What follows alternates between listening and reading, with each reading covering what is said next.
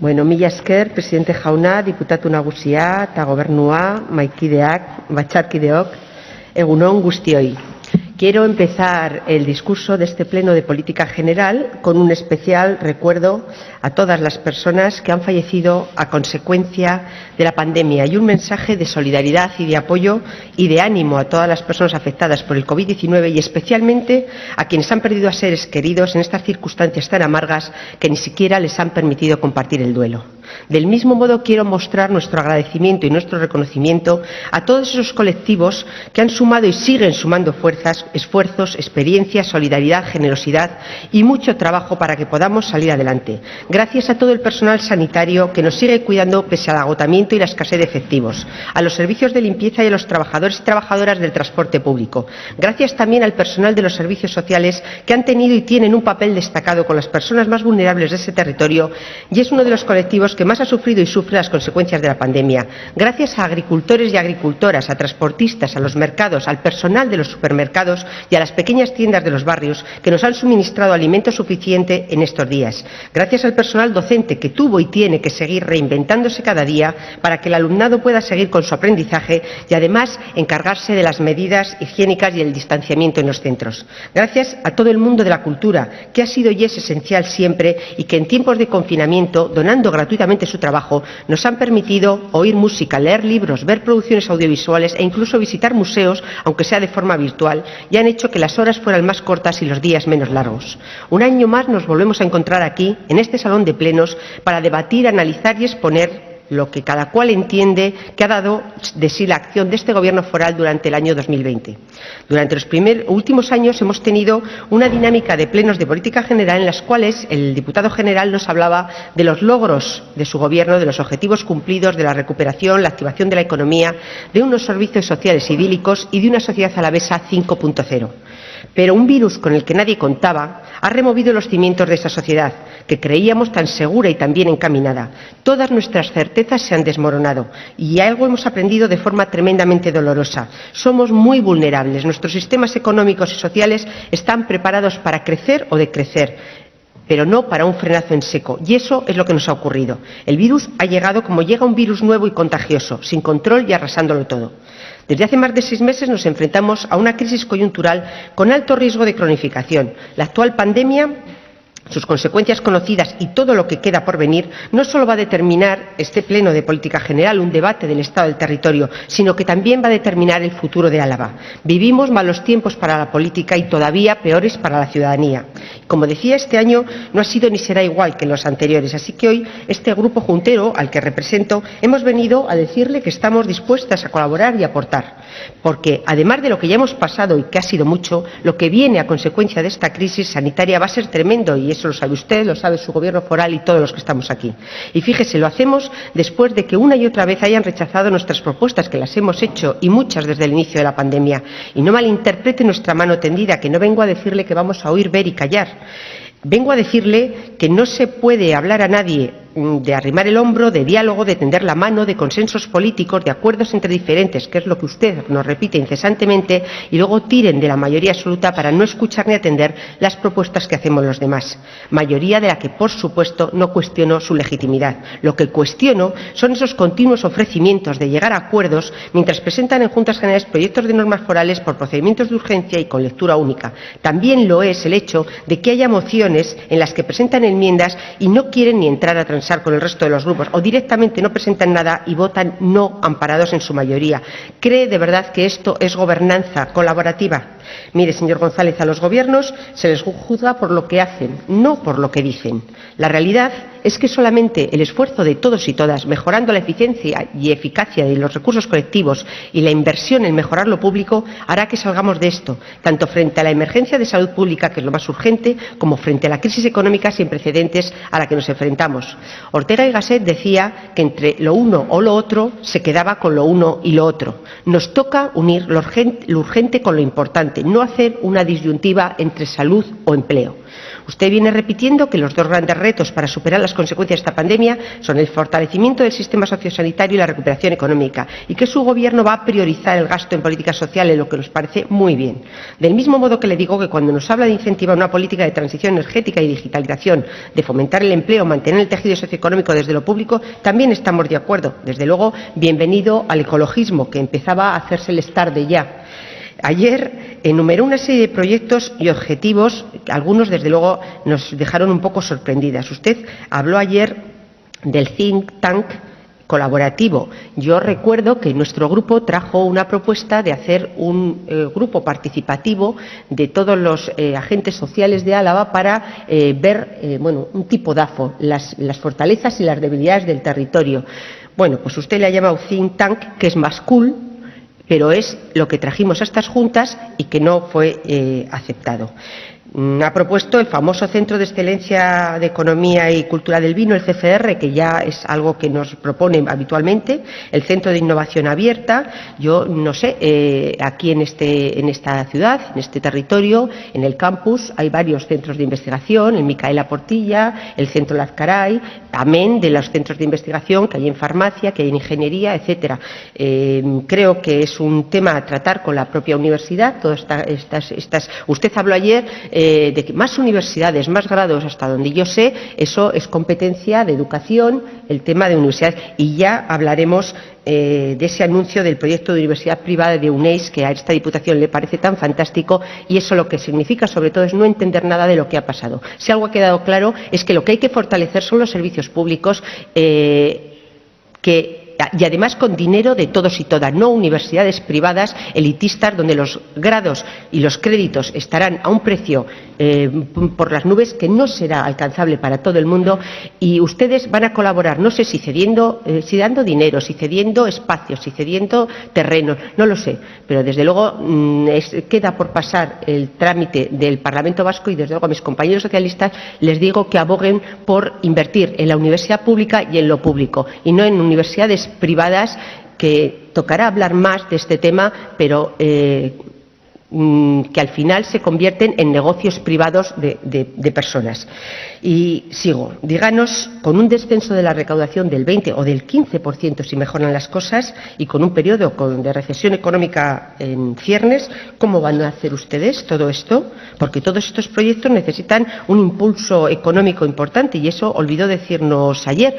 Todo va a depender de los fondos europeos, porque sabe que puede recurrir a deuda y sabe que va a recurrir, pero también sabe que esta Diputación está muy endeudada, así que no sé cómo lo tendrá que hacer. Tendrá que contarnos negro sobre blanco cómo van a hacer, porque el resto es fabular, hablar de entelequias y utopías, porque no lo menciona ni lo reconoce, pero tendrán que hacer recortes, de alguna parte tendrán que recortar y priorizar, le vuelvo a decir, lo público. Si cuando hay dinero hay muchas carencias en los servicios sociales, ¿cómo van a incrementarlos y potenciarlos con una caída de la recaudación sin precedentes y sin ninguna intención de revisar el sistema fiscal, que hoy día no es ni justo ni progresivo? Por no entrar en el tema del fraude fiscal, porque ya se ha pronunciado la Fiscalía de Álava, que dicen que en lo que hace referencia a delitos de elusión tributaria hay que seguir refiriendo que el número de comunicaciones por parte de la Hacienda Foral sigue siendo inexistente. Sin una voluntad firme de perseguir la elusión fiscal y sin una reforma en profundidad del sistema tributario que equilibre de manera justa y progresiva las cargas fiscales, creo que va a ser imposible sostener lo que es de todas y todos. Pero eso no lo decimos nosotros, lo dice también la Agencia Tributaria, lo dice la Asociación de Inspectores de Hacienda, AIREF, lo dice el Sindicato de Técnicos del Ministerio de Hacienda, GESTA, que nos lleva diciendo hace tiempo aborden una reforma fiscal integral para solucionar la falta de suficiencia y equidad del sistema tributario.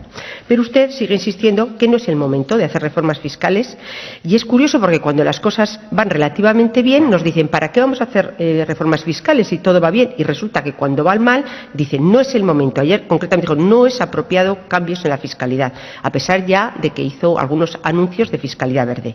Nosotros Le decimos que si queremos un estado de bienestar amplio y fortaleciendo los servicios públicos, porque es algo claro que ha dejado esta pandemia, nosotros ya lo teníamos desde luego cristalino, es que hay que potenciar los servicios públicos y huir de privatizaciones y externalizaciones. En 2020 es cierto que estaba prevista la revisión de la fiscalidad, que no van a hacer, pero desde luego le anuncio que nuestro grupo en 2021 va a presentar modificaciones de normas forales, de IRPF, impuesto de sociedades, impuesto sobre el patrimonio. Respecto a la recuperación económica, pues queremos poner el foco en la recuperación del empleo, en el comercio, en la hostelería, donde tanto personas autónomas como pymes han visto cómo sus negocios y empresas caían en picado, y toda esa generación de jóvenes que ya en 2008 les afectó la crisis y vuelven a sufrir un nuevo revés, o personas mayores de 50 años sin mucha formación y que también necesitará un refuerzo. Lo que se avecina no es nuevo ni va a ser bueno, y el otoño será sombrío a nivel laboral, y mucha gente en Álava está sufriendo y una mayoría resistiendo a duras penas el impacto de esta crisis. Y mire, señor González, nuestro grupo, yo personalmente, usted seguramente, estamos muy preocupados con la situación que se está generando en la calle, en el tejido económico y social. Y me gustaría compartir también una reflexión que hemos repetido en esta tribuna en muchas ocasiones, y es que la precariedad mata. Pues bien, ni el confinamiento ni las consecuencias económicas de esta crisis van a ser iguales para todas las personas, porque no olvidemos que esta pandemia pues es una pesadilla que nos rodea, es una bruma que exige casi una dedicación plena, pero que cuando escampe, que escampará, los problemas que existían antes de la pandemia seguirán estando ahí, pero agravados. Quienes trabajan en economía sumergida o sin contratos no han podido acceder a ayuda ninguna. Quienes tienen contratos parciales y temporales son los primeros y las primeras que han engrosado las filas del desempleo. Esta Álava dual a dos velocidades de la que le hablábamos se ha mostrado con toda su crudeza a consecuencia de esta crisis en un territorio donde quienes iban ya arrastrados por la precariedad no solo no avanzan, sino que retroceden peligrosamente. Ayer el señor Ibeas, el secretario general de Cáritas en Álava, nos hablaba de un 9% de exclusión severa y un 18% en situación de vulnerabilidad en Álava, y aumentando. Creo que esto es algo para tener muy en cuenta. Ya nos dijo ayer casi 25.000 personas desempleadas. Muchas personas a las que se les ha presentado ya un ERE lo esperan de inmediato, como el sector aeronáutico, Tubacex, empresas y negocios cerrados, tiendas que vas por las calles y te das cuenta del cartel de cerrado cada día que pasa. La situación es muy complicada y ahí es donde hay que priorizar y atinar en la respuesta inmediata y a medio plazo. Y usted también lo ve. ¿Y qué nos propone? Pues bueno, que su objetivo es recuperar el empleo perdido. Solo faltaría, pero ¿cómo? ¿Qué planes específicos tiene para los diferentes sectores para recuperar el empleo perdido? Porque con solo decirlo no basta. Pensábamos que ayer nos iba a traer un plan B, porque el plan A fue un parcheo. Nosotras lo tenemos claro: por encima de todo, atender las necesidades sociales, las de las personas que están viendo cómo sus trabajos y sus planes de futuro han desaparecido de un plumazo, y apostaron por un cambio de modelo que permita que nadie quede atrás. Yo sé que la situación es difícil, es muy complicada y lo sigue siendo, y sé que gobernar con unos datos sanitarios, residenciales, económicos y de urgencias sociales tan extremos no es fácil, y que esta policrisis nos ha dado la vuelta del revés, y ojalá fuera simplemente coyuntural y en un par de años se solucionara, pero me temo que nos va a costar más años y más tiempo volver a cifras anteriores, porque ahora los expertos pronostican una recuperación en K. Parece ser que una parte de la sociedad remontará, la ciudadanía con más capacidad económica, los negocios más avanzados tecnológicamente, el comercio electrónico, las grandes cadenas de distribución. Todas aquellas personas a quienes iba dirigido su discurso de ayer, el de la innovación, la digitalización, la excelencia, las energías renovables, pero hay mucha gente en el tercer sector, muchos autónomos y autónomas en el comercio, la cultura, la hostelería, el turismo, personas con empleos precarios, poco cualificados, trabajadores muy vulnerables, que son los que más sufran. Y desde mi grupo, desde Elkarrekin Araba, creemos que una acción clave en toda gestión de crisis es adelantarse a posibles escenarios que puedan darse y, en consecuencia, tener la capacidad de poder tomar las decisiones oportunas para evitar situaciones no deseadas o al menos minimizar los efectos negativos.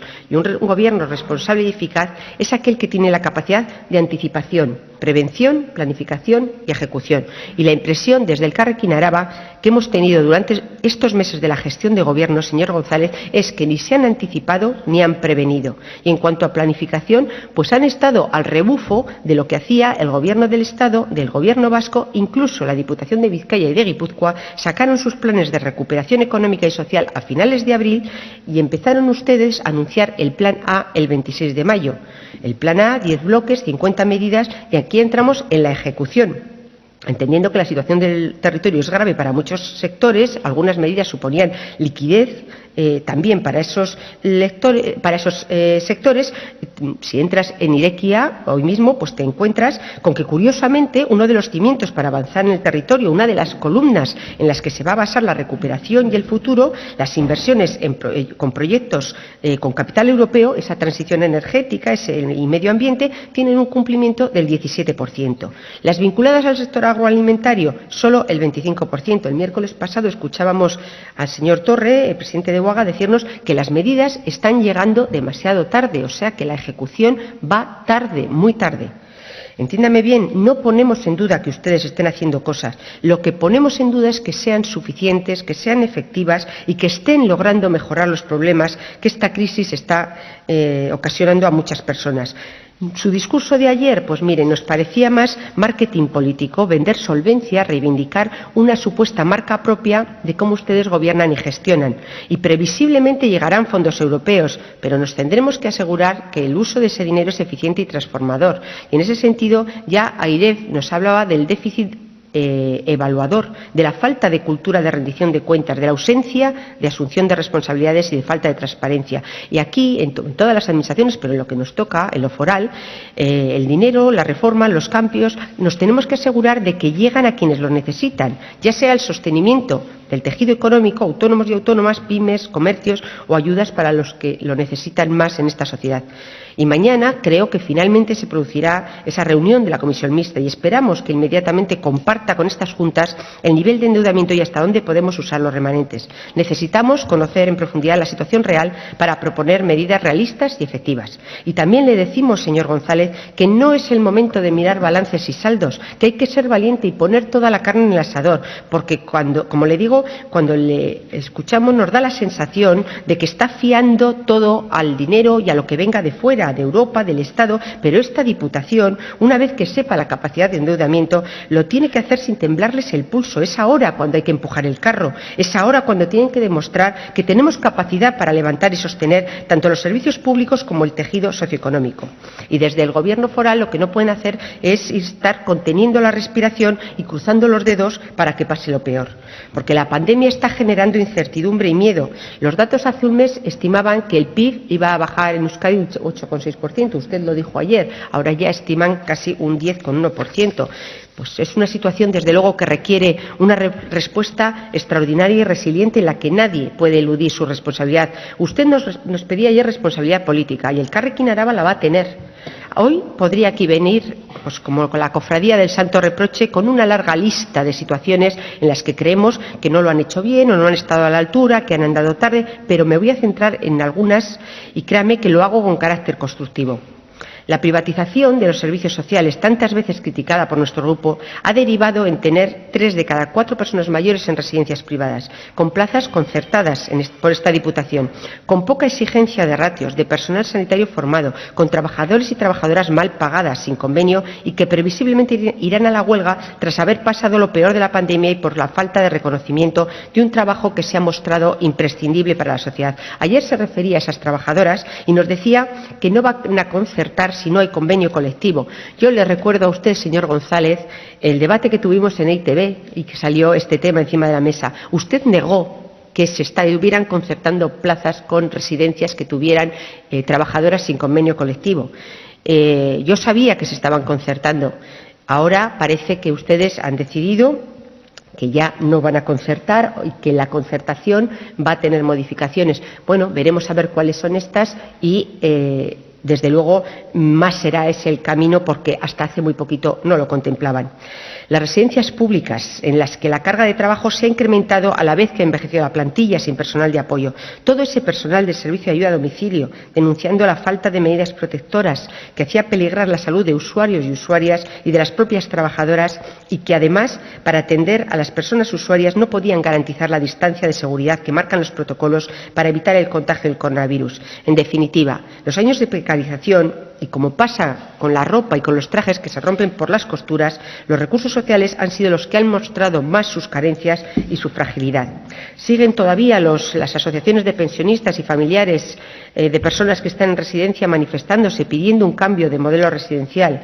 Ayer nos habló del cambio de modelo residencial y usted se refiere una y otra vez a Arabarren y lo presenta como la panacea de las políticas sociales, pero sabe también que nosotros trajimos aquí un cambio más ambicioso que tiene que ver con la prevención y con gestionar de forma que las personas mayores y con discapacidad puedan vivir en sus casas de forma autónoma el mayor tiempo posible. Pero para ello hay que generar un espacio sociosanitario eficaz y cuando empiezan a necesitar ayudas externas que puedan contar con ella y unas valoraciones de dependencia más ágiles y apropiadas. Mire, en políticas sociales ya propusimos en mayo de 2019 poner en marcha un programa sociosanitario de cuidados a domicilio para personas mayores que quieran llevar a cabo una vida autónoma en sus hogares. Se llamaba Zurekin Etxean. De hecho, hemos presentado iniciativas de envejecimiento activo, etcétera. Incluso en la negociación de los presupuestos del 2017 pusimos una partida importante en servicios sociales en el proyecto, en la experiencia de Etxean Ondo, porque veíamos que la situación real de las personas mayores era que, bueno, no querían o querían ir a residencias en el último momento, pero detectábamos la falta de atención en los hogares, pero no fue posible llevar a cabo esa partida porque era completamente imposible de gestionar. Ahora usted ayer se sacó de la chistera el programa Etxean Bai, que es exactamente lo mismo que le propusimos para la permanencia de mayores en sus domicilios, potenciar la figura del cuidador profesional con más prestaciones para dependientes de grado 3. Pues miren, lo que le puedo decir es que nos alegramos de que por fin encaren esa necesidad, pero les anuncio también que van tarde porque la Diputación de Guipúzcoa junto a la Fundación Matia ya lleva tiempo con el programa Etxean Bizi, vivir en casa, y ayer también el diputado de Vizcaya anunció pues lo mismo que nos anunció usted. Hay que reforzar las plantillas, la ayuda domiciliaria, la atención especial a personas con discapacidad, a quienes están en exclusión social, que ya ve que van creciendo, y además, y no menos importante, cuidar a quien nos cuida. Y por otro lado, desde la política tenemos la obligación de buscar soluciones conjuntamente y al hilo de esto creemos que el papel de los ayuntamientos y concejos de este territorio va a ser fundamental en la salida de la crisis. Sabemos lo de la responsabilidad compartida en lo financiero, pero hay que dialogar y seguro que habrá ayuntamientos que no tengan problemas para afrontar el gasto necesario para el desarrollo local en sectores sociales y económicos, pero otros no están tan bollantes. Y ese recorte de la financiación sin dar opciones de prorrateos ni beneficia el equilibrio territorial ni el reto demográfico y contribuirá a la larga a ese despoblamiento de la zona rural que queremos evitar. Y desde luego nada tiene que ver con lo que predica con la colaboración interinstitucional dentro de la gobernanza. Dentro de la gobernanza colaborativa, porque esa colaboración interinstitucional, ¿usted qué la ve? ¿Solo hacia arriba? Con el Gobierno vasco, con el Gobierno del Estado, pero no hacia abajo, hacia los ayuntamientos del territorio o hacia los concejos. Ayer nos dijo que había leído las enmiendas de los grupos a la modificación de la norma del FOFEL y que podríamos llegar a un acuerdo. Pues adelante. Y le vuelvo a decir, a los gobiernos se les juzga por lo que hacen, no por lo que dicen. Y mire, durante los meses más duros, de marzo, abril, mayo, les hicimos propuestas para comercio, hostelería, sector primario, sector cultural, y la impresión que tuvimos es que toda la oposición les sobraba, pero este es nuestro papel como oposición y nuestra responsabilidad y nos sentimos con la libertad de señalar lo que creemos que no hacen bien y plantear alternativas y, por supuesto, vamos a seguir haciéndolo. Y en el plano medioambiental, a pesar de que ayer escuchándole parece que ustedes pues son ecologistas que llevan la ecología en el ADN, en cambio siguen empeñados en proyectos inviables social, económica y ambientalmente, como la extracción de gas de Subijana o como el embalse de Barrón, en el cual ustedes lo han confundido con estar en contra del regadío, que no es verdad, que ustedes saben que hemos repetido por activa y pasiva que no estamos en contra del regadío, lo que estamos es a favor de estudiar alternativas a un embalse sobredimensionado y que dé respuestas a las necesidades de los agricultores y agricultoras de la comarca. La crisis del COVID pues, ha impactado de lleno y a escala global en nuestras vidas y nos hace cuestionar nuestro presente y tenemos serias dudas sobre la manera de abordar lo que viene y nuestra actitud frente a ello. Y de las crisis se sale bien o se sale mal. En cualquier caso, En momentos de incertidumbre es cuando hay que demostrar que la política sirve. Me gustaría recordar que ha concluido recientemente el primer Congreso Nacional del COVID con sociedades científicas y expertos y uno de los 12 puntos del manifiesto ha sido: la lealtad y colaboración entre partidos políticos e instituciones son elementos esenciales para controlar la pandemia y minimizar sus efectos. Apelamos a la responsabilidad de nuestros representantes para alcanzar un clima de diálogo y consenso que permita adoptar las mejores decisiones y estrategias en la gestión de la pandemia. Esto es lo que nos están diciendo los expertos y las sociedades científicas.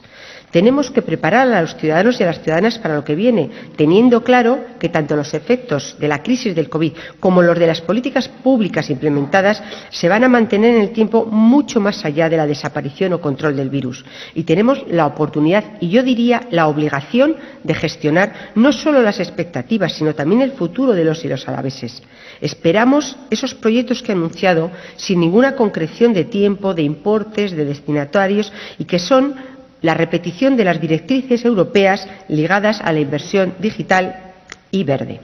Usted gobierna con mayoría en esta Diputación, tiene una situación cómoda en cuanto a sacar adelante normas forales y presupuestos, pero no olvide que no solo es responsable de lo que hace, sino de lo que no hace, de lo que no defiende y de lo que calla.